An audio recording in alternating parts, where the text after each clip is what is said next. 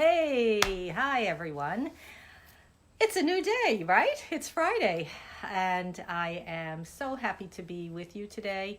Um, it's gorgeous, absolutely gorgeous here. The last couple of days on Long Island, and I was out eating lunch a little while ago and just enjoying the breeze and the sun and the dryness, and it's just wonderful. So I hope wherever you are, you're having good weather and enjoying the day as well. Today, I want to talk about something that, it's a little tricky, but I think this is really worth discussing because um, we say things that we think we mean, but we really don't necessarily, or not as deeply and completely and clearly as we would like to. And what I'm talking about is love. We say we love people. We say we love whatever it is, what we do, or whatever it is that we say that we love. And and yet there are times when, as we're saying this, we are aware of other things about whatever it is, that person that we love, or that situation, or that work that we're doing, that is very, very frustrating and makes us angry and gets us all upset. And and so my question to you is, can it really be love if you're able to feel that, those two completely opposite feelings about a person? Let's keep it simple. All right, just we're talking about another person, right? So if you say you love somebody, and yet there are times you want to rip their hair out, right? You just get so angry at something that they say or do. So and I know the argument is, well, we all have, those both emotions, and you're going to feel that way, and on a mundane level, that's certainly true. However, from a spiritual perspective, and hopefully we're growing as spiritual beings, that's what we want to be doing. I hope anybody who's listening has that as a goal, is to grow in your awareness of who you are in your environment, who you are experiencing, how you're experiencing life, and seeing it in a broader perspective. So because that, for me anyway, that's the purpose of life, is to be able to go into my day and be able to meet new people, meet any kind of situation, whatever it is, with a sense of calm and peace within me. I have to bring the calm and the peace with me. It's not something that necessarily I will find out there, as we well know, right? We can look at the world and we can see a lot of things that are not peaceful or beautiful. And so what do we do with that? Do we get upset? Do we scream? Do we yell? Do we cry? Do we protest? What do we do? And you can do any of those things. I'm not suggesting that anything is wrong to do. Absolutely not. But what I always want me to know is that I need to know where I'm coming from when I'm doing any of those things, right? So if I get upset, who's getting upset? Who is it? Who is it that's getting upset about this thing? In a spiritual sense, and from A Course in Miracles, which of course is my spiritual discipline, Course in Miracles says that that we make things up in this world for the pure purpose of finding fault with them. I know that sounds crazy, right? That sounds nuts, but actually, that's what's going on here a good deal of the time.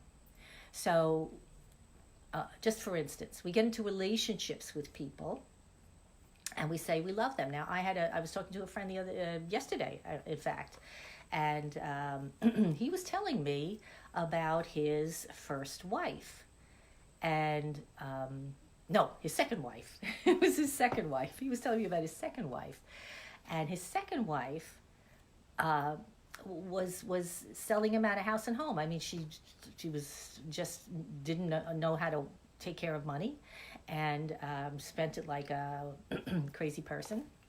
Bought everything in sight, I guess. He didn't go into great details, but he said she was really an expensive, expensive wife to have. And so obviously he married her, right? I mean, didn't he know that she loved beautiful clothes or taking whatever it is she liked to spend money on? Didn't he know that before he married her?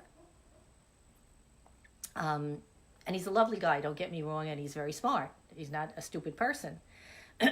However, what I am trying to get the point across is that we make these decisions not based on what we think is an intellectual process, but based on something much, much deeper, that is something we are not aware of, that we're not aware of on a conscious level. And then, over a period of time, we begin to see that the decisions that we've made, didn't really pan out as we had hoped they would. So our love that we had suddenly becomes a grievance, right? Suddenly now we look at this person that we loved, and maybe we still feel good, loving feelings toward them. And we enjoy things about them. But is that really love? That's my question to you. Just because you enjoy being with someone or you enjoy something they do or whatever, is that love? Is that what love really is? So, of course, I'm going into a whole deep thing about let's examine what love is. And that's, that's a conversation that could take quite a while. But again, from a spiritual perspective, love is something that comes from within us. It is not something we get from outside based on what somebody else does, if it's real love. If it's real love, okay? Because real love will see the disharmonies, will see, the not so nice things that go on in the world, but see it through the lens of compassion rather than anger and animosity and all those, all the ego things that come up, and will therefore react to that situation in a very different way. So, for instance, you marry somebody, right? And it doesn't work out. You find out all of a sudden, oh my gosh, what a mistake! Boy, did I blow it? And so, what do? Do you get angry? Do you start yelling at the other person? Do you start accusing them of all kinds of things? Well, your ego will, probably. However, if you are in your spiritual self, with a big S, you will be able to look at that situation and that person. You'll see that you made a mistake. I'm not saying, you have to take responsibility here, right, folks? So you take responsibility. You say, okay, I made a mistake, and now I need to understand how I can rectify that. You can't do it. According to my spiritual practice, A Course in Miracles, we can't do it on our own. We need to tap in to that part of us that's connected to the source. And I believe every single being that walks the planet has that ability to connect to the source of creation and find and receive an answer. But we have to be able to ask, that's why I teach meditation the way I teach it, because what we're trying to do there is to open up a space to receive the answers that we need to live a peaceful and a joyful life. Okay, so that to me is what the purpose of meditation is, the way I teach it. Not to clear your mind and, I don't know, whatever, chant and do stuff, which is okay. You can do all of that. That's fine. But it's not why I teach it or the purpose that I have for it. So, okay, getting back to, hi, Michael. You're always there for me, Michael. You're such a sweetie. And Samira, good to see you here. So how do we rectify this love and grievance thing? Love and grievance. How do we rectify that? We do that by recognizing that the love that we experience with each other here, got to get my tongue straightened out, is what do I want to call it? It's not a universe. It's not an eternal love. Okay, it's a love based on usually, and let's be honest, it's based on what you can do for me and what I can do for you. Or there are things about you that I find that I need, and that I'm attracted to, and obviously if it's a good a give and take relationship, you feel the same way about me. So in that case, we have what's called an agreement. We call it love, but it's really an agreement. I'll do for you, you do for me. And then what often happens, of course, is that things don't work out because that other person doesn't fulfill your expectations, or vice versa, and then it's Splitsville, right? Okay, so again, my question as I started out originally is that really love? It felt like love. We thought it was love when we started out. But it's not the real love simply because it wasn't based on what's coming from me to you without strings. It was based on what I expect from you, based on some kind of an unwritten agreement, right? Maybe even an unspoken agreement. So that's not really love. Okay, so let's get real. Okay, that's all I'm saying. Let's get real. And if you can do that, what happens is you will then be able to transform how you perceive other people and transform your relationships as well. Because now, without expectations, people can do whatever they do, and that's fine. And you can accept that, and go about your merry business, doing whatever it is you need to do. And that's a good life. That's a really good life as I see it, because in that sense, we have peace. To me, the ultimate goal of A Course in Miracles and in my life is to be peaceful. It's an ongoing process. I'm not going to say that it's something that is easy, comes easily, or that is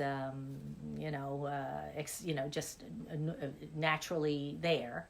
It's something that happens because we desire it, because we're asking for it, because we are opening ourselves to it, so that we can not have relationships based on a phony kind of love that soon turns to grievances. We don't want that. We want a perfect love that comes from within me, that says, I love you simply because you are. And if you are not behaving, let's say, in a way that I find works for me anymore, we can separate. We can, go our separate ways peacefully, right? Because I understand that it's not your fault. I'm not going to blame you. Specifically, I'm going to say this relationship has gone as far as it's supposed to go, and this is it. We're at the end of our journey together, and that's okay, for whatever reason. Again, if we take the blame away, we also take the pain away. So, wow, isn't that great? Take the blame away, and the pain will go, and then you'll be left in peace to go about your own way. So that was quite a little discussion. I hope you enjoyed it. If you have comments, please make a comment. I would love to hear what you think about love and grievances. And if you disagree with me, that's fine. I'd love to hear that too. We're all entitled to our opinions, and I honor that.